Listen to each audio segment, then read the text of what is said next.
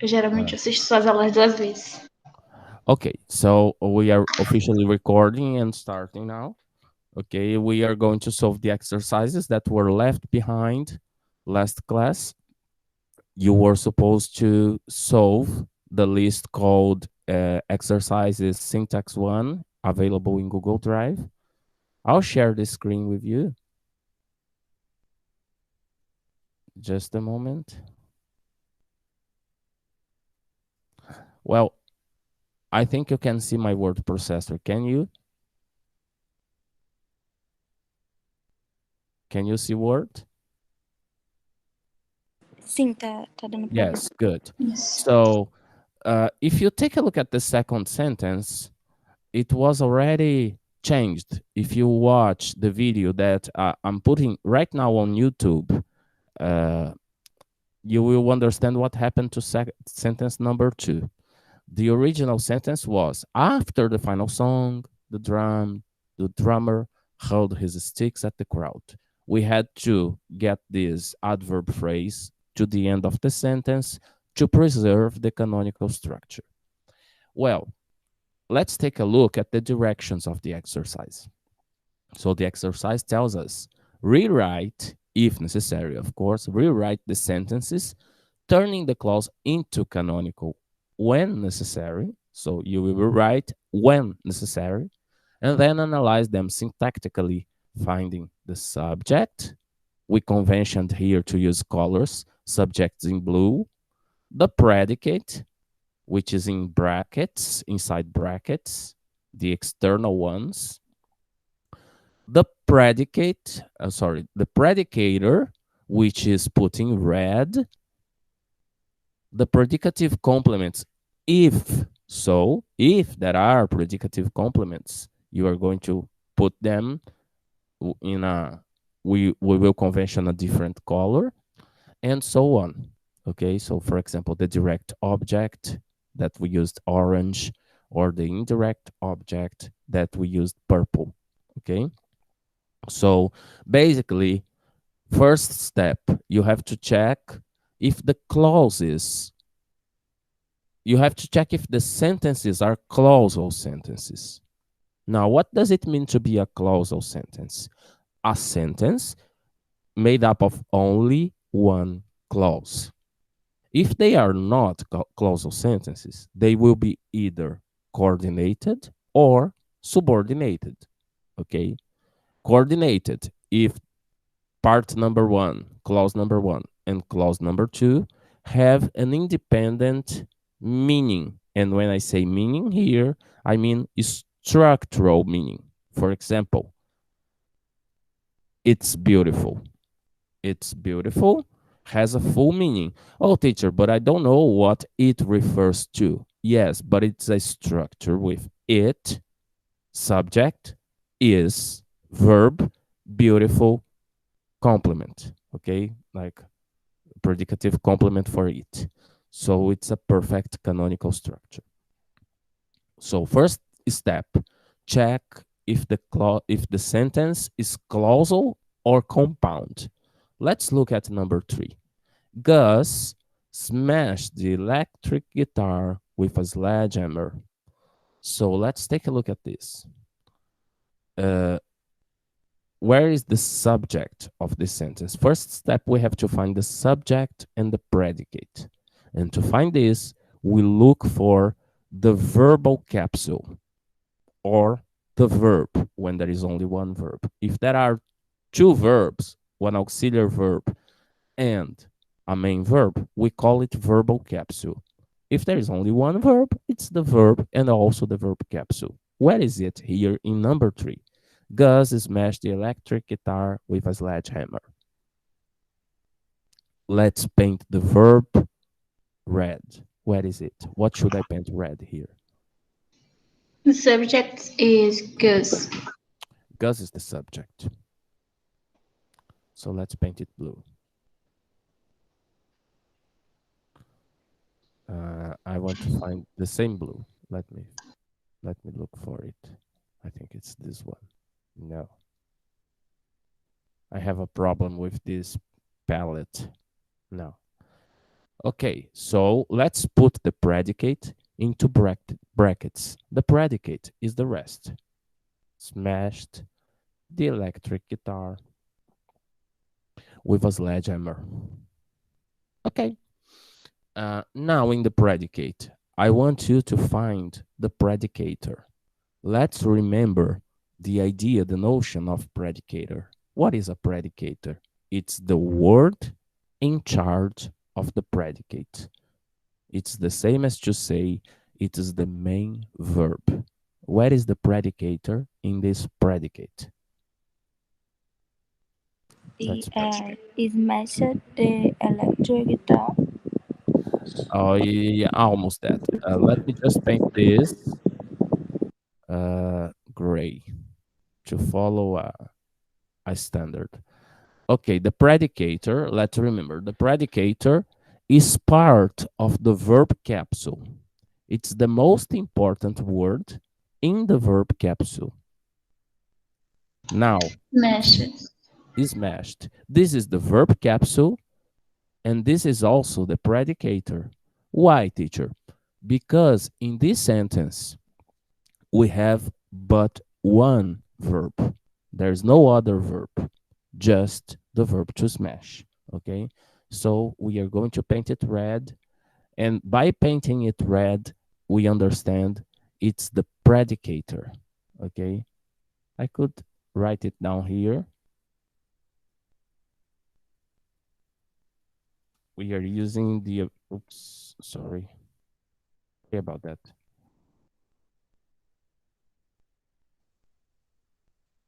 We are using here the abbreviation PCTR, predicator, for this, smashed. Now, we found the subject, we have found the predicate, we know the predicator. Now it's time to see how this predicator is related to the rest of the words in the sentence. Okay, so I want you to find the other elements of the sentence. Are they objects? Are they predicative complements? Let's see. The electric guitar. What is the function of the electric guitar in relation to the verb to smash? Direct object. Yes, that's it. Well, why not only guitar? You could say guitar is the object. Well, but this guitar is electric, and we are talking about a specific one. The electric guitar is a noun phrase. Now, basically, what is a noun phrase? It is something that plays the role of a noun in a sentence. Okay? It's like a compound noun, similar to the notion of compound noun. Okay? The guitar, okay, but we specified it with the adjective electric and with the article, the definite article, the. I call Então, it, sorry? desculpa. Então tem o valor só de uma palavra, como se fosse só um. Lembra aquela coisa dos professores de matemática, equação complexa demais chama de x? Uhum. É mais ou menos isso, tá? Tem muita coisa, eu só me reconciliei com a minha história nas exatas depois que eu ensinei morfossintaxe. Porque as estratégias de resolução, de abordagem do problema são as mesmas, né? Só que com palavras, é mais ou menos que nem o Chaves, eu sabia essa com maçãs, né? Eu sabia essa com palavras, né? Aquelas equações com x e número, eu não sabia porque eu não sei fazer conta, mas com letra dá certo, né? Basicamente, esse é o raciocínio. Olha só, tem aquela famosa forma de resolver dos professores de gramática tradicional. Smash. Smash é verbo. Transitivo ou intransitivo? Bom, ele é transitivo, né? Quem smash, smash alguma coisa, né? Who smashes something. Então ele pede um objeto. E que objeto é esse? The electric guitar, ok? It's a noun phrase. A noun phrase has the same behavior of a noun, but it's composed of several words. So this noun phrase, the electric guitar, we are going to paint it orange, which is the color that we are using for direct object. Okay, and then we are going to write here DO.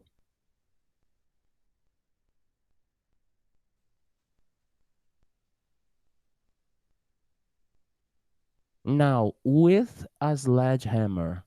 Well, sledgehammer is a noun. A is a determiner, indefinite article.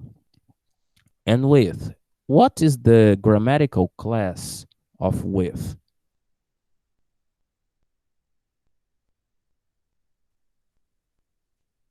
Remember participle. Preposition. With is a preposition. Now, when I have a relationship of a verb and an object mediated by a preposition, what do I call this object? Here I have a second noun phrase. A sledgehammer is another noun phrase. This noun phrase is associated with Gus, that was the performer of the action, and the action itself, the verb to smash. He smashed something with something else. This something else, is it in a direct relation with the verb or in an indirect relation with the verb? Indirect. An indirect relation mediated by the preposition. The preposition is like a messenger for the object, if you know what I mean. It is the negotiator. It is like the glue that will put together action and object. So in this case, because of this indirect nature, I call this indirect object, and I will paint it purple, which is the color that we are using for indirect objects.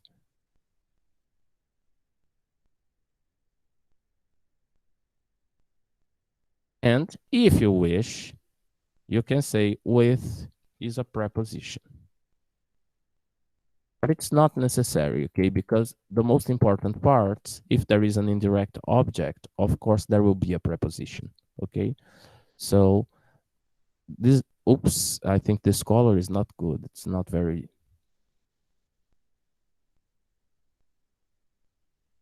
okay. So this is my work of analysis, okay? So, here, S for subject. It's not difficult. It takes some attention. It requires some attention, but it's not a difficult task to do, okay? Let's go to the next one.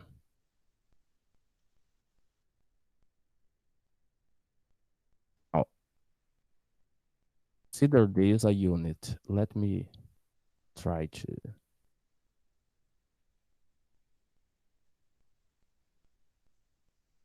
How can I? Gosh.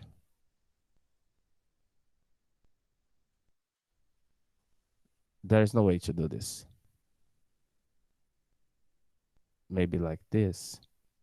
Eu quero que vocês entendam que a resolução está sempre acima. Eu queria botar em cores diferentes, mas não estou conseguindo. Bom, a resolução de cada item está sempre acima dele, tá? Vamos lá. Felix stunned the giraffe with a radar gun. Okay. We have to find the subject and the predicate. Can you?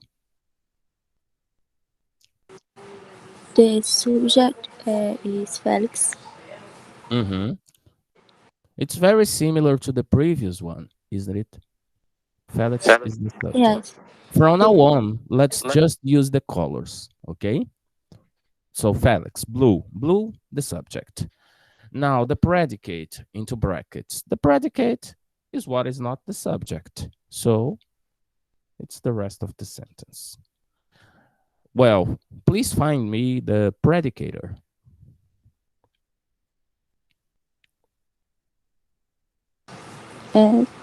É a frase toda, né? The Ou predicate. No, the predicate. Não. Okay. Stunned.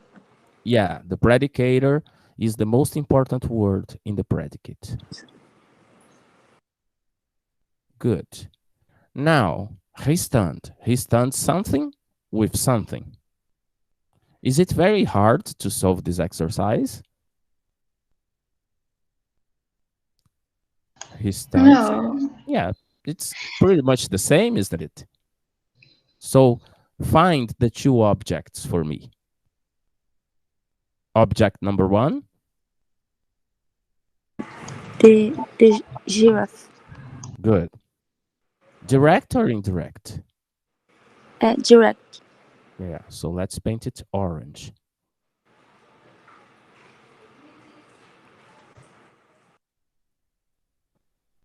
The second object. Indirect. And what is it? Gun, rather gun, a rather gun.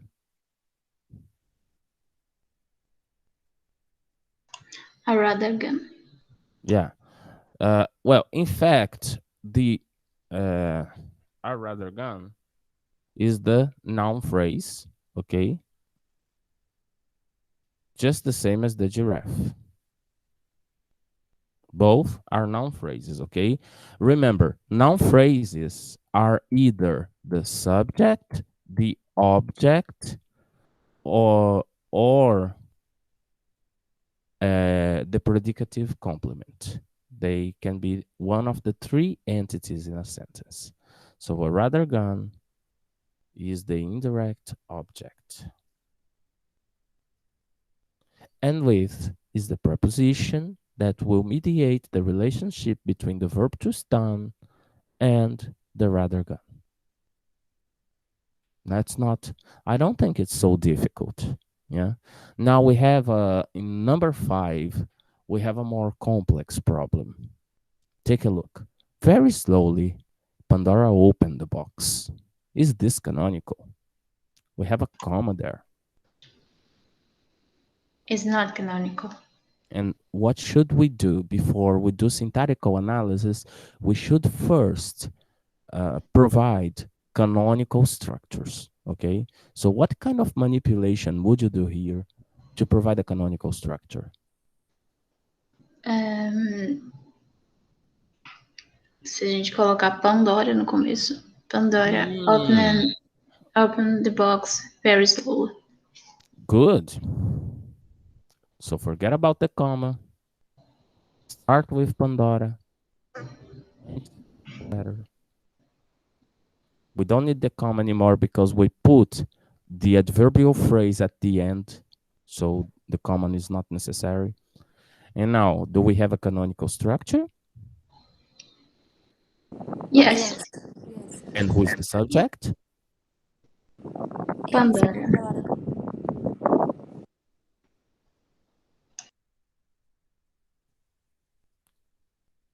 The predicate, of course, it's kind of obvious that it's the rest of the sentence. Now, where is the predicator? Open it. Great. When we have only one verb, the predicator is that verb. Now, we have the box very slowly. We have to split these into phrases or decide if this is only one phrase.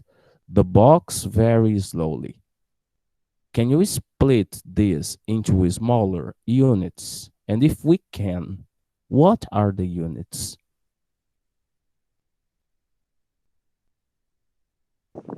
Pode repetir, professor?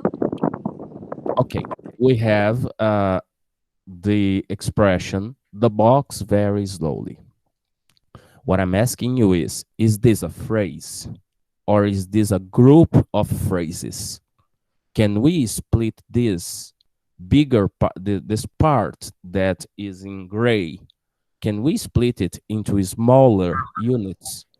Eu acho que sim, porque the box, né? Eu acho que é a noun phrase The box is a noun phrase. You are right. The box is a noun. e E very slowly parece ser. Eu esqueci agora a palavra. O advérbio Ad, de tempo. adjunto adverbial. Yes, an adverb phrase. Very is an adverb of intensity, and Yes. slowly an adverb of mode. Very good. So what we have here, the box is a noun phrase. Being a noun phrase, it means that the box is the object, predicative complement. What is it? Noun phrases, remember I told you, noun phrases can be either the subject, the object, or the predicative complement. Eu queria que você explicasse novamente esse conceito de predicative complement. I'll explain it. Okay. Predicative complement is something in the sentence that will always refer back to something that was mentioned before. For example, I am a teacher. A teacher is a predicative complement for I. Why? Because I can reduce it to the expression I equals a teacher. A teacher is what I am. It's not that a teacher is not the object of I, because be is a state of being verb. So I cannot say that my relationship with my profession is of having it in my hands and controlling it. It's a relationship of being. So when I say a teacher, I am a teacher is something that describes me.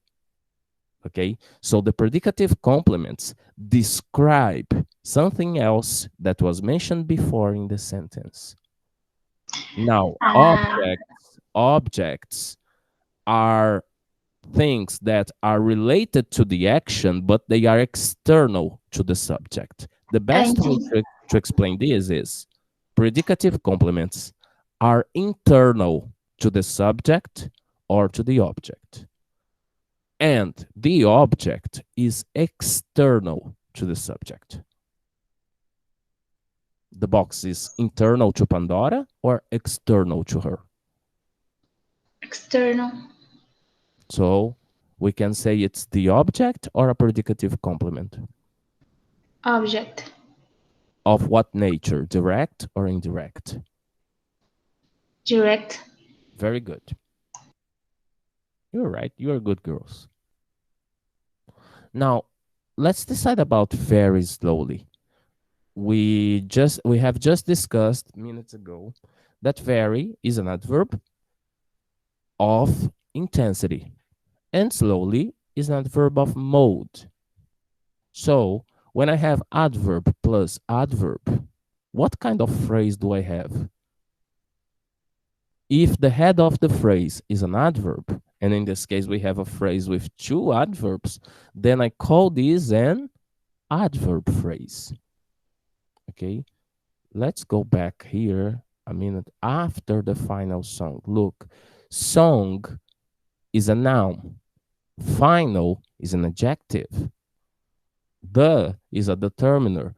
But the important word here, the head of this phrase, is after. After the final song is an adverb phrase. I could put smaller units here, like final song is a noun phrase. The final song is still a noun phrase, but after the final song is an adverb phrase because it changes the value of this piece of sentence to give the idea of the time when the action happened. Now take a look here, very slowly. Does it give you the idea of the time when the action happened? Not of the time, but of the Intensidade. the intensity and the mode. What is important here? Knowing that it was in a certain intensity and in a certain mode. So very slowly is an adverb phrase, and we are going to paint it with this. Let me find the appropriate color. I think it's this one. No, it's like a brown. It's this one. Very slowly. adverb phrase. Okay, so we have subject, predicator, direct object, and adverb phrase. Difícil ou só trabalhoso? Não, Trabalhoso. não é difícil, não. É até divertido. Yeah, it's fun. Yeah, that's the point. I want you to have fun with the exercise. Now, number 6. Thomas gave his moon pie to Benji. Well, we have to find the subject. Thomas. Yeah. Is this sentence active or passive? Active. Active. What is the passive version of this sentence? This could be a question in the exam. What is the passive version of this sentence?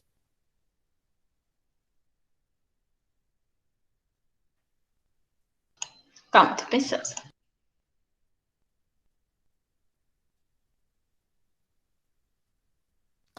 A primeira tentação é trocar Thomas e Benji de lugar, mas não vai dar certo. Vai dar outra sentença ativa e vai ter que mexer no verbo gave, trocar ele por received. Vocês têm que mexer com outra coisinha aí. Voz passiva é sempre transformar o objeto em sujeito.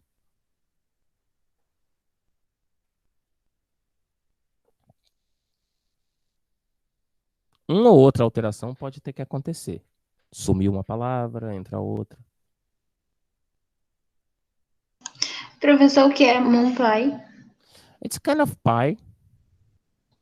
It's like a recipe. Let me try to find it in Google Images to show you.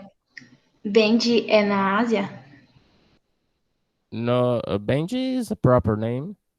Benji. Ah, eu pensei que era tipo uma cidade. It's the short for Benjamin. Eu pensei que era uma cidade, porque que eu conheço assim, que deve ter um nome semelhante, é bolo da lua, que é uma comida asiática. Oh, yeah.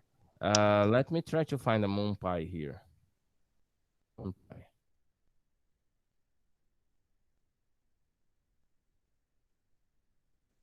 It's this. Ok? Famoso pão de mel. Pelo menos é como que isso é tá pão de mel. parecendo.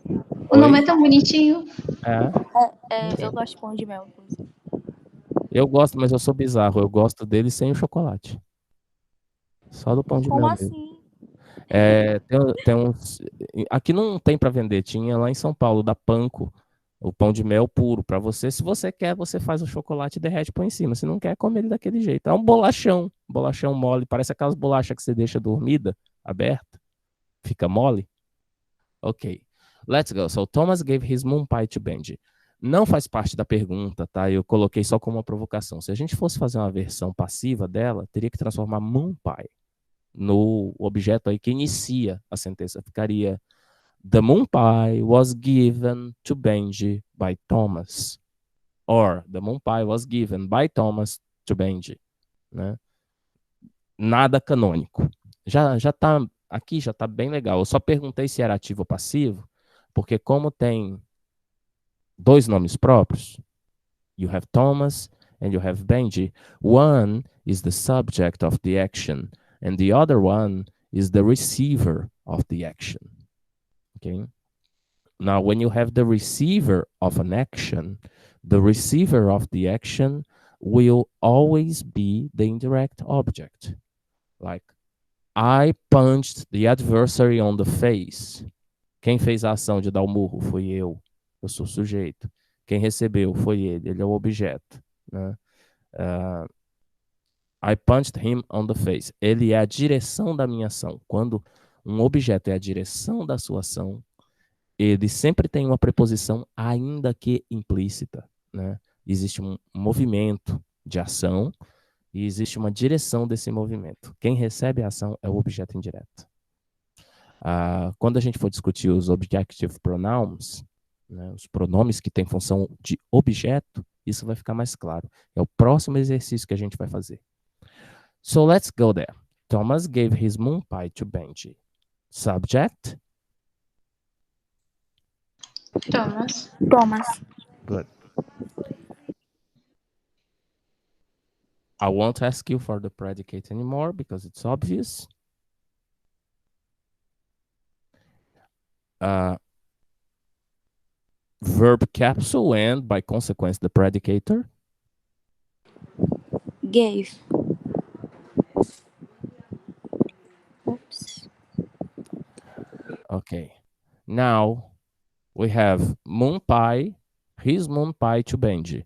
Let's split these into phrases. Benji. What is Benji? It's a capital letter, so Benji is probably a noun. It's the short for Benjamin. So Benji is a noun phrase. Can I say to Benji is a prepositional phrase?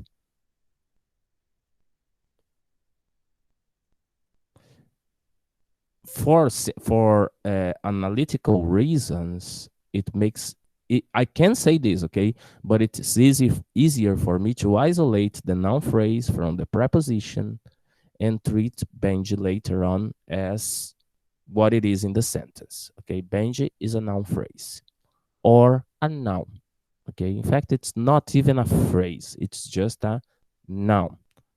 Now, moon pie. Moon pie. What word class is moon pie? Object. Yeah, it's the object, but in this case, you are talking about syntactical category. My question is, what word class is this? Verb, noun, adverb, preposition. Moon pie is a? No. It's a noun. It names something in the world. So, what about his moon pie? His is a pronoun. Is it very different, the nature of a pronoun and a noun?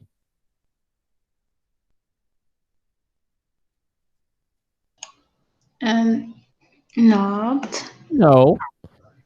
Think of pronouns and nouns as the official teacher and the substitute teacher. They are both teachers. The pronoun is the substitute of the noun. Yeah. Yes. So here's moon pie. And here, what kind of phrase do I have? Noun phrase. A noun phrase.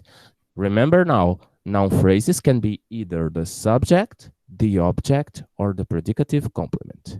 What is the case in his moon pie?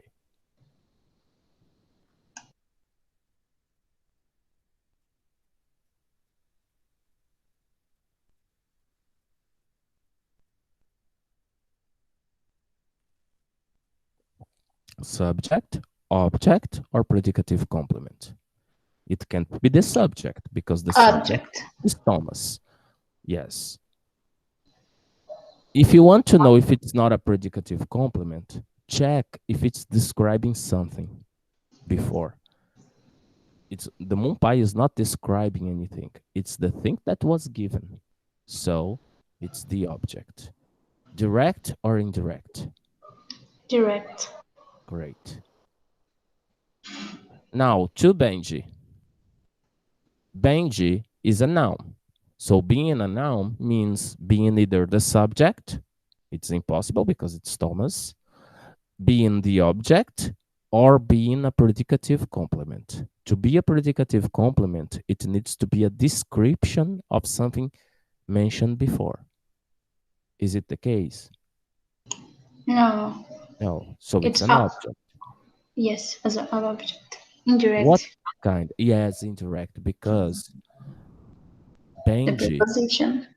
Yeah, the preposition that indicates the direction of the verb to give.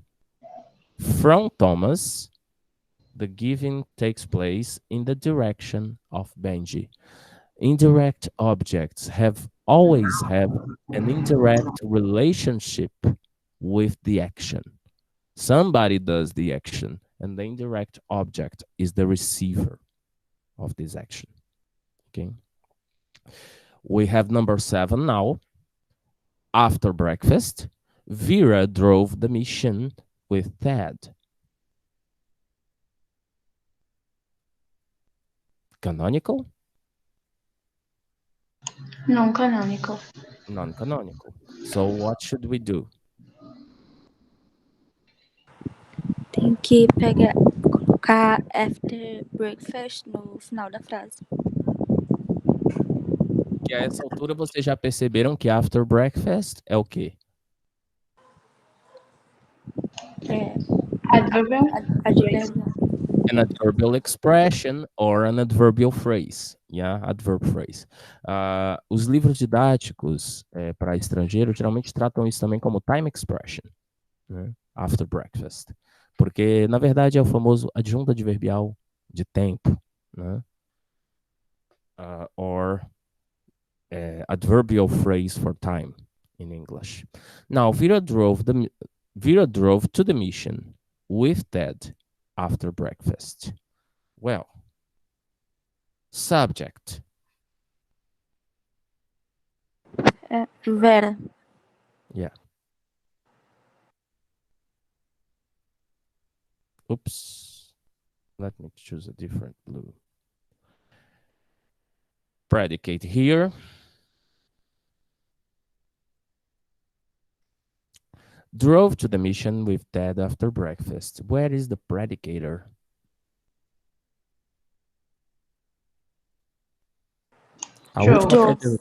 A última que é desgraça, tá? Eu já tô vendo que vocês devem estar preocupados com a última. A última é para acabar com os piqui de Goiás, tá?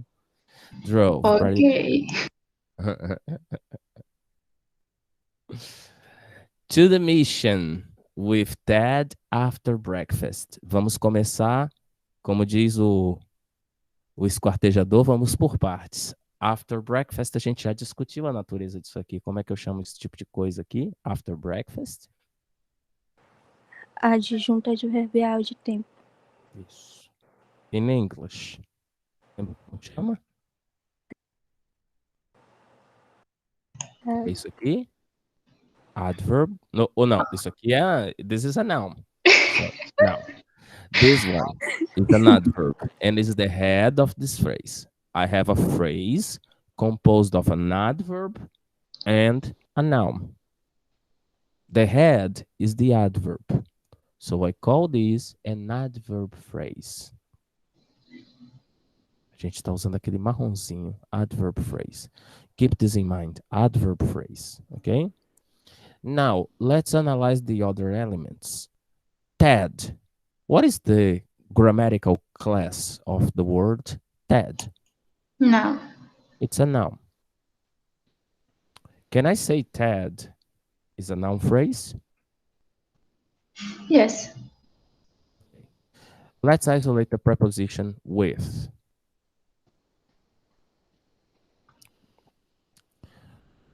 What word class is mission? Noun. What word class is the? The Article. Article that we put together with some, we put together definite and indefinite article with some, any, and we call this word class the terminers. When you see the, remember, the terminer. É que eu esqueço que essa classe existe. São os determinadores. Eles determinam a quantidade, a especificidade, né? É porque eu tô muito apegada aqui na minha cabeça o português, aí vem sempre artigo. Mas a gente tem essa categoria no português também, tá? A gente junta artigos e os quantificadores, né? Vai depender muito do approach, né? Da abordagem gramatical escolhida. Mas tem quem prefira chamar de quantificadores, outros preferem falar em determinantes, né? We are treating them as determiners, but the mission... Eu nunca tinha ouvido falar em português. Geralmente eu só vejo falar artigo. Vamos lá, o the mission. The mission, what do you think? Is this a determinative phrase or a noun phrase? When you see Vera drove to the mission, which is more important for you? The word mission or the article the? Mission. Mission. So this is a noun phrase with a determiner inside it. Now, what is the function of the mission? The mission is related with the verb to drive. What kind of relationship is established here? A direct or an indirect relationship? Indirect. Yeah, because somebody drove to the mission. Well, I could say Vera drove the mission. Suppose Vera works for the police and there is a mission and she is in chief, the head of the mission. So she drove the mission. Then the mission would be direct object. But in this case, she drove a car to the mission. You see, the car here is implicit in the sentence. It's not mentioned. The direct object of the verb to drive here is an automobile, maybe a car. It's not a bike because if it were a motorbike, it would be rode and not drove. So Vera drove to the mission. So the mission is the object. Direct or indirect? You told me that it's indirect because of the relationship established between subject and verb mediated by the preposition to. Até aqui 100%? Acompanhando tudo? Sim. Sim. Agora vamos para a cabeluda aqui. Even though it rarely rains here, comma, Professor Legree carries his umbrella wherever he goes. Eita, lascou. Bom, a gente começa a frase com even though.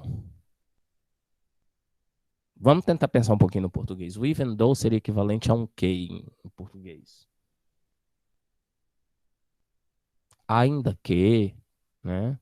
Muito embora, né? O que é isso em português? Expressa uma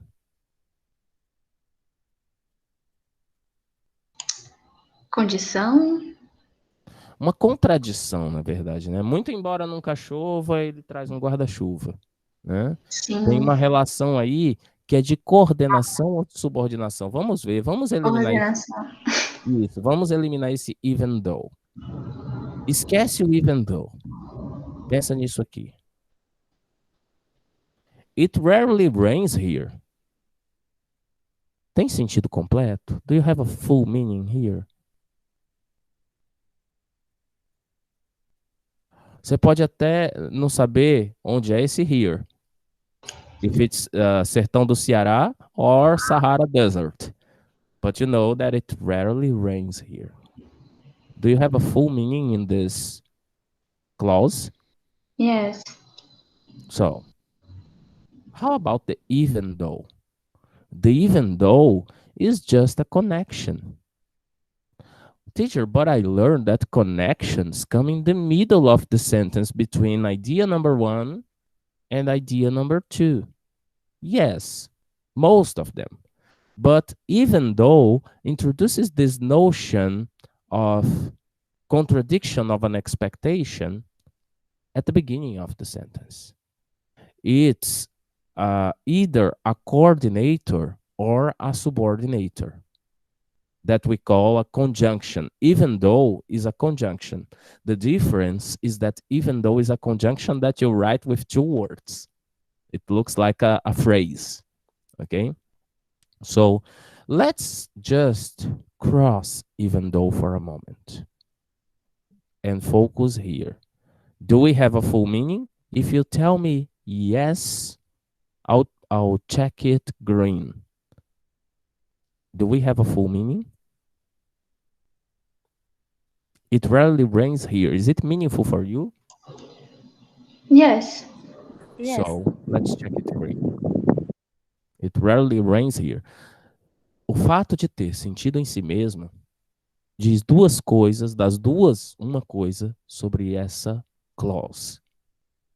Ou ela é uma independent clause,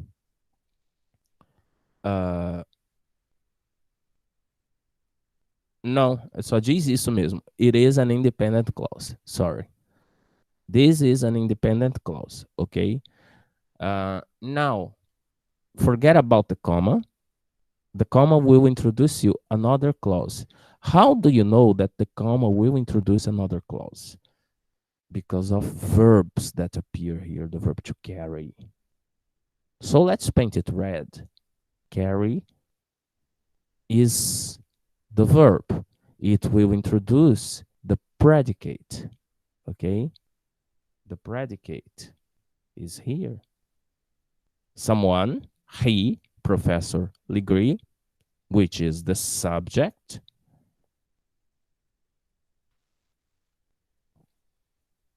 Professor Legree, which is the subject, carries his umbrella wherever he goes. Ooh, wow, goes.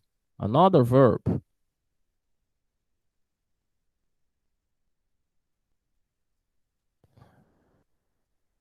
He goes. What kind of phrase is this? A noun phrase or a verb phrase? A verb. A verb phrase. But when I think of wherever he goes, wherever is what?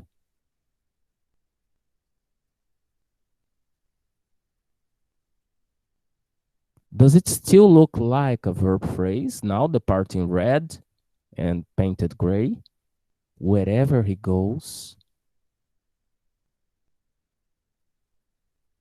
Professor Legree carries some object to some place.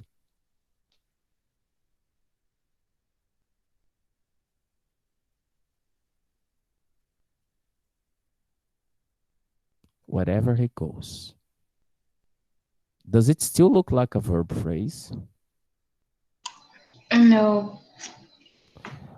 Wherever. Eu acho que dá mais uma ideia de lugar, mesmo que seja Yes. um lugar indeterminado. Não tá dizendo que lugar, você tá dizendo que onde quer que ele vai, né? This is a verb. This is a subject that goes. And this is where he goes. Whatever. It's if there is something called a time expression, this seems to be a place expression, isn't it? Yes. Wherever. Let's check the word class of wherever. Let's go to the dictionary. Do you see my screen? Yes. Let's go to the Cambridge Dictionary and search for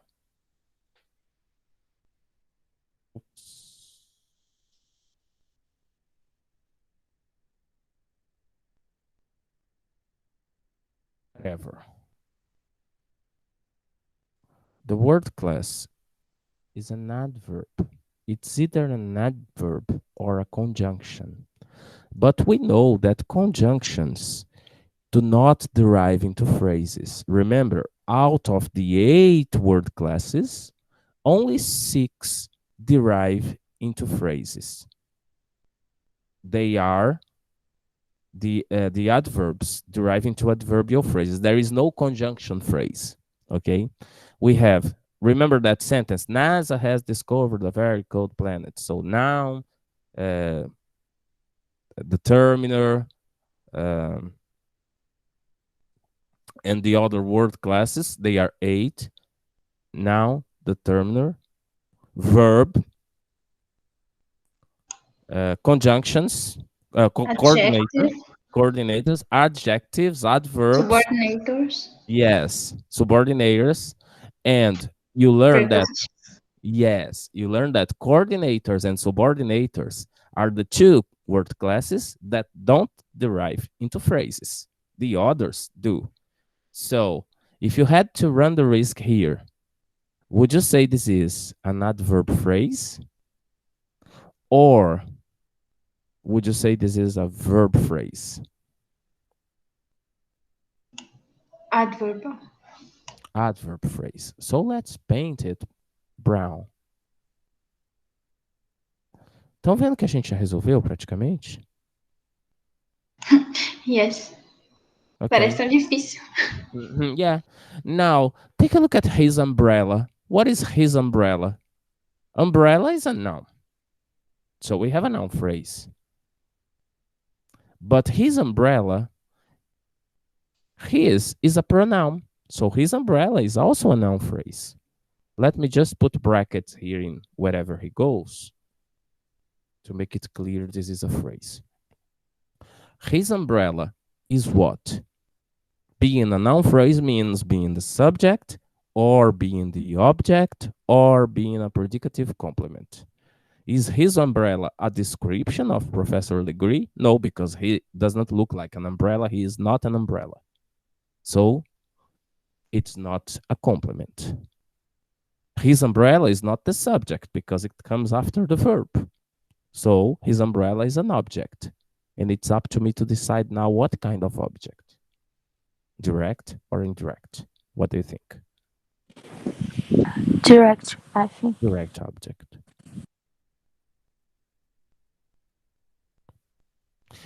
We are almost there. Now, we have a relationship that is this one. We should discover what to do with even though. Okay? Information number 1. It rarely rains here. Okay? Information number 2. Professor Legree carries his umbrella wherever he goes. We have one independent clause here. But when I put this back to the clause, does it make sense? The green part for sure makes sense. If I come to you and say, it rarely rains here. But imagine I come across you and tell you, even though it rarely rains here. How do you imagine this sentence? You will imagine the sentence just like this, with ellipses. You keep waiting for something else, won't you? Se eu chegar para você e falar, gente, então, apesar de não chover muito aqui,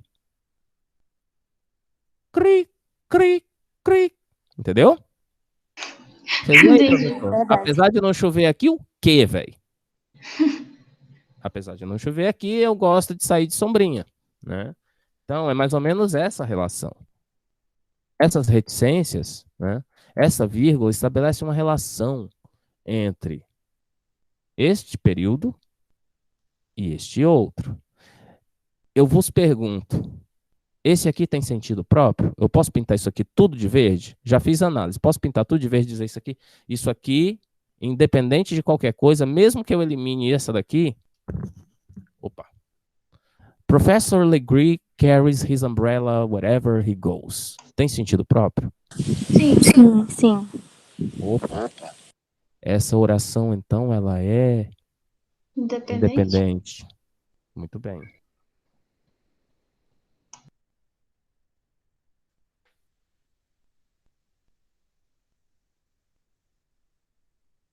Oh, meu Deus.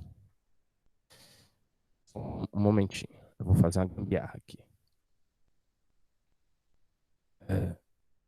Pronto. Tô quase acabando. Isso aqui tem sentido próprio?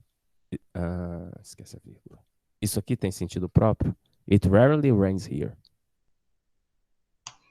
Sim. E isso? Não. Não. Então, eu tenho duas orações, né, com uma com sentido próprio e uma que não tem sentido próprio. O que é o even though?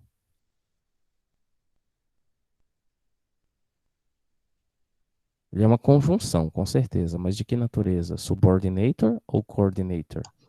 Coordinator. Coordinator. Ele junta duas informações que se completam e ele estabelece uma conexão entre elas. Tá? Vamos escolher uma cor diferente para coordinator. Vamos achurar de amarelo. Pronto. Coordinator. Vamos pôr aqui. Opa. Vamos diminuir essa fonte para caber.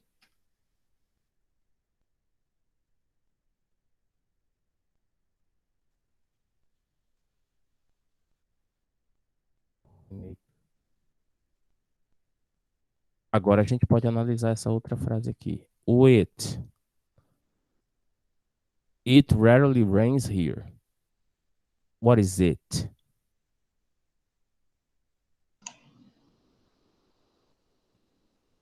It's raining. Eu preciso saber o que é it para saber que pronomes sempre vão ser ou sujeito ou objeto. Nessa clause aqui, o it é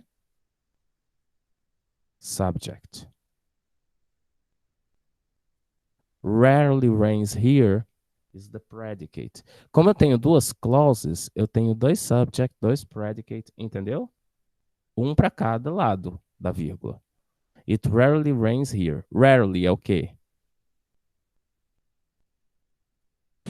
Adverb. É um advérbio, né? Na verdade, ele não é nem um adjunto, ele é um advérbio. This is an adverbial phrase. Rarely. Ok? An adverbial phrase. Vamos pintar com a corzinha marrom do adverbial phrase. Rains. Opa. Isso aqui é marrom, tá, gente? Vai ficar mais claro agora. Rains is the verb. So it's the predicator.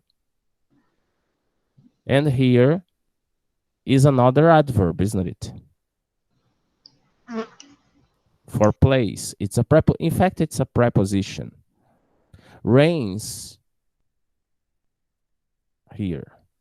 It's a preposition. Deixa verde, porque na né, preposição a gente já escolheu trabalhar com verde. It rarely rains here. Então eu tenho o quê? Two clauses. Okay? And for each clause, I have a subject, Professor Legree, and it, a predicator, carries and rains,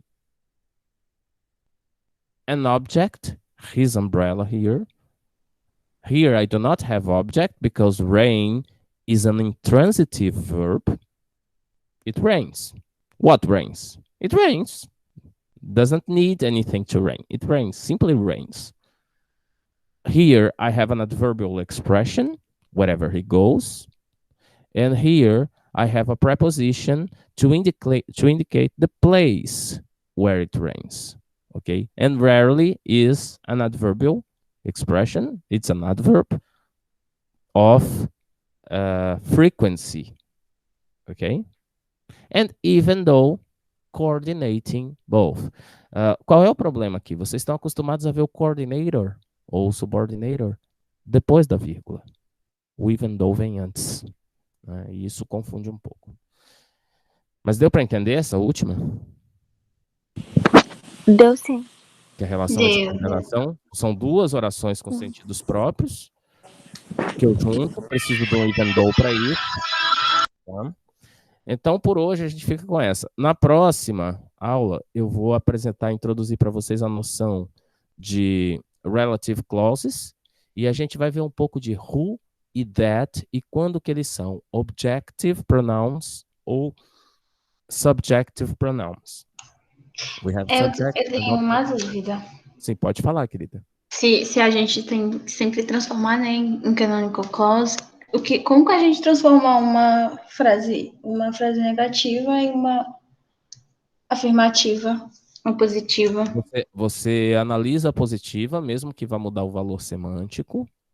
Você analisa a positiva e depois só bota a partícula de negação. Fala, ok, agora o not é parte da cápsula verbal. Por exemplo, vamos pegar uma frase bem facinha, bem bobinha. Negativa. Me dá qualquer frase negativa que você queira para a gente analisar.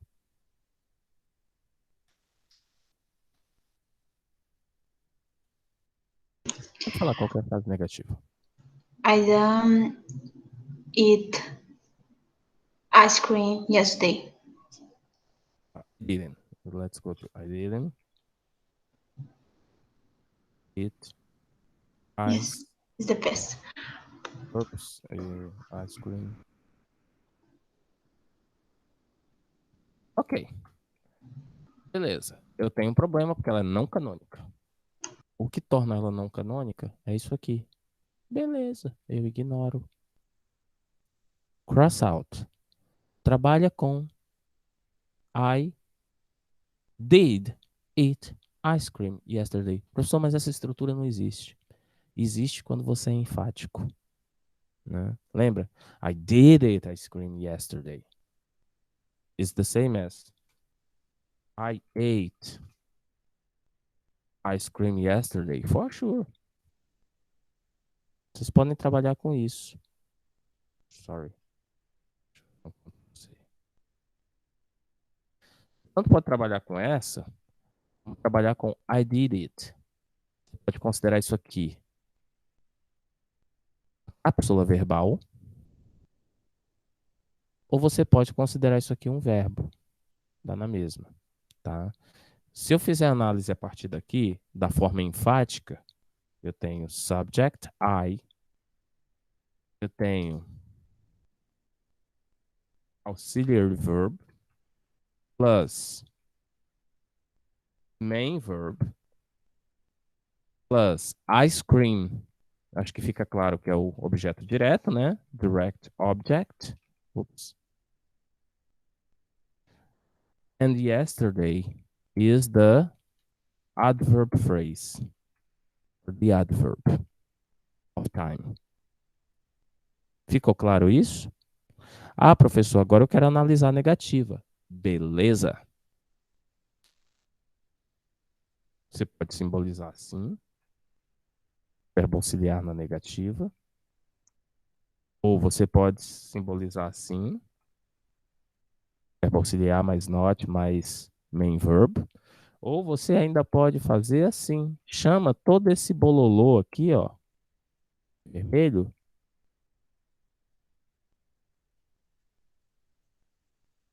De cápsula verbal. Agora, quando você decidir que vai voltar para a estrutura negativa, cápsula verbal de valor negativo. No fim, não deixa de ser uma cápsula verbal. Com a mesma estrutura daqui, olha só. Vamos ver se bate? I, subject, ate, verb. Eu posso chamar um verbo só de cápsula verbal também. É uma cápsula de uma coisa só. Ice cream, direct object. Yesterday, adverb. Não bateu? Sujeito, cápsula verbal. A única diferença é que essa daqui é negativa. Objeto direto e advérbio. Ficou explicado? Sim, entendi. A estratégia de tornar canônica é só para tornar mais fácil. Como a gente, a partir de um exemplo muito elementar, às vezes você pode até não sentir a necessidade de manipular a estrutura para torná-la canônica, porque você já vai de pronto. Agora, quando é algo muito grande, como lá o exemplo lá do Professor Legree, né, even though, aí é uma boa ideia trabalhar de um modo compartimentado. Certinho? Mais alguma pergunta, gente? Por enquanto, não.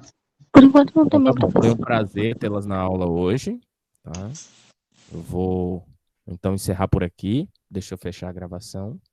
E a gente se vê terça-feira. Tá bom? Tá bom, professor.